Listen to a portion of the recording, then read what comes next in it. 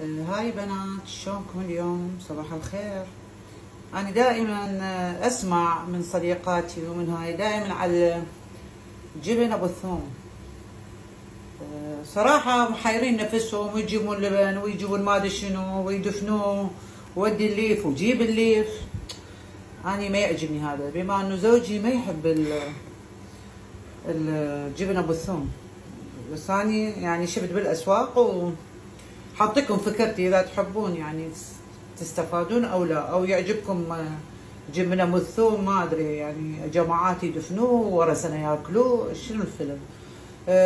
شوفوا حبيباتي، هذا الثوم جرين جارليك، هو الثوم الاخضر، تلقوه بالاسواق التشاينيز او الهنديه، وبالعراق متوفر اصلا يعني.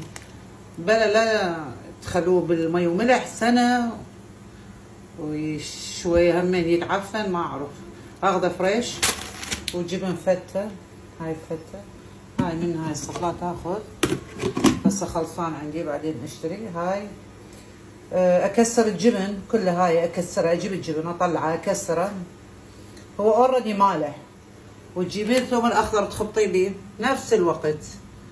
وهنا هاي مسوية، هاي شوفوها كلش طيبة. تريدون بنفس الوقت، تريدون تاكلوا ثاني يوم، يبقى اسبوع بعد احسن. اوريدي الثوم هو يتخمر بالجبن، ليش تملحيه وتتعبي نفسك؟ هذا الملح هنا بالجبن، واطيب جبن بالثوم، والف عافيه وشكرا، تاكلوا.